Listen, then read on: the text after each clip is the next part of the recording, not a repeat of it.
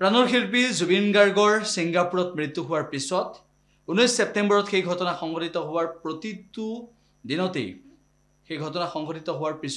দিনতেই কেনেদৰে অসমৰ জনতাই ন্যায় বিচাৰিছে সেয়া নতুনকৈ ক'ব নালাগে। আজি এমাহ সম্পূৰ্ণ হ'ল, কিন্তু এমাহ সম্পূৰ্ণ হোৱাৰ দিনটোত আজি সকলোৱে ক'বলৈ বাধ্য হৈছে, আজি প্ৰতিগৰাকী লোকে ক'বলৈ বাধ্য হৈছে যে জুবিন গাৰ্গৰ মৃত্যুৰ পিছত ন্যায় প্ৰক্ৰিয়া কিমান দূৰ আগবাঢ়িছে। CBI তদন্ত দাবী উত্থাপন কৰিছে বিৰোধী দলসমূহে। আজি বিৰোধী দলসমূহে একত্ৰিত হৈ শ্ৰদ্ধাঞ্জলি অনুষ্ঠান অনুষ্ঠিত কৰিলে আৰু তাতেই জুবিন গাৰ্গৰ ন্যায়ৰ বাবে জুবিন গাৰ্গৰ মৃত্যুৰ পিছত তদন্ত প্ৰক্ৰিয়াৰ চকু ৰখাৰ ওপৰত সকলোৱে একেমুখে মাত মাতিলে আৰু সকলো সৰব হৈ পৰিল। জুবিনদাৰ ন্যায় দিবৰ কাৰণে চৰকাৰে যি ধৰণে চেষ্টা কৰিব লাগিছিলে, যি ধৰণে যত্ন ল'ব লাগিছিলে, সেই ধৰণৰ তদন্ত এতিয়ালৈকে হোৱা নাই। সেইকাৰণে আমি কৈছোঁ যে কোৰ্টৰ নিৰীক্ষণত CBI তদন্ত হ'ব লাগিব। CBI তদন্ত যেতিয়ালৈকে নহ'ব ন্যায় পোৱাটো সম্ভৱ নহ'ব। আৰু ন্যায় পাবৰ কাৰণে ছিংগাপুৰত প্লেচ অফ অকাৰেঞ্চত গৈ তদন্ত কৰিব লাগিব। সেইবিলাক একো কৰা নাই। গতিকে আমি দাবী উত্থাপন কৰিছোঁ আজি যে CBI তদন্ত লাগে আৰু ন্যায়াধীশৰ তত্বাৱধানত লাগে, কোৰ্টৰ তত্বাৱধানত লাগে। এইটো প্ৰথম কথা। দ্বিতীয় কথা যে অসমত আজি বিজেপি চৰকাৰে যি ধৰণে জুবিন গাৰ্গক লৈ ৰাজনীতি কৰিছে, এইটো বন্ধ হ'ব লাগে। জুবিন দা আমাৰ হৃদয়ৰ মানুহ, কিন্তু বিজেপিয়ে প্ৰথম দিনটোৰ পৰা কেৱল ৰাজনীতি কৰিছে। জনতাৰ প্ৰাণৰ শিল্পী সত্তা জুবিন গাৰ্গ, আমাৰ সকলোৰে মৰমৰ জুবিন দা আমাৰ মাজৰ পৰা নোহোৱা এমাহ হৈছে। আৰু এই এমাহটো আমাৰ অসমৰ মানুহৰ কাৰণে অতি বেদনাগধুৰ, অতি দুখ আৰু বিষাদেৰে ভৰা, এটা ৰিক্ততাৰে পূৰ্ণ এটা মাহ হিচাপে সকলোৱে উপলব্ধি কৰিছে।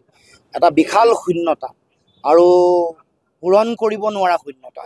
এই যিটো শূন্যতা তেওঁ এৰি থৈ গ'ল, ইয়াৰ কোনো বিকল্প নাই, কোনেও পূৰণ কৰিব নোৱাৰে। এই কথা মানুহৰ মৰ্মে মৰ্মে উপলব্ধি হৈছে, হৃদয়ংগম হৈছে। সেইকাৰণে একমাহ দিনটোত আমি যেতিয়াই থিয় হৈছোঁ, তেওঁৰ সকলো কথা আমাৰ মনলৈ আহিছে। তেওঁ কি গীত গাইছিল, গীতবোৰৰ মাজত নিহিত হৈ থকা কি আদৰ্শ, কি দৰ্শন, কি চেতনা, কি অসমৰ সমাজ, কি লোক সংস্কৃতিৰ আধাৰ, সকলো জাতি জনগোষ্ঠীৰ মাজত সমন্বয়ৰ চেতনা, আৰু তেওঁ মানুহ হিচাপে কি দি থৈ গৈছিলে আমাৰ সমাজখনৰ সমন্বয়ৰ। মোৰ জাতি নাই, মোৰ ধৰ্ম নাই, মোৰ কোনো ভগৱান নাই। এইটো মই ভাবোঁ যে পৃথিৱীৰ অতি সাহসী মানুহেহে তেনেকুৱা কথা ক'ব পাৰে। তেওঁ যিটো সনাতনী পৰম্পৰা তেওঁ বিলং কৰে, যে তেনেকুৱা ব্ৰাহ্মীণ পৰিয়াল, তেওঁ য'ৰ পৰা তেওঁ আহিছে তাৰ পৰা আহি এইটো কথা কোৱা, তাৰ পাছত ব্যাখ্যা কৰা বাকী কথাবোৰ, এইটো সাহসী নহ'লে কেতিয়াও ক'ব নোৱাৰে।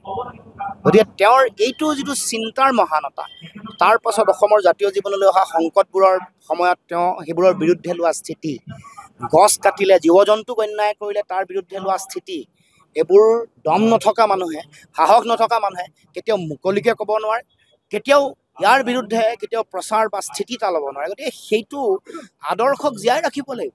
তাৰ মাজতহে আটাইতকৈ বেছি শক্তি আৰু চেতনা নিহিত হৈ আছে।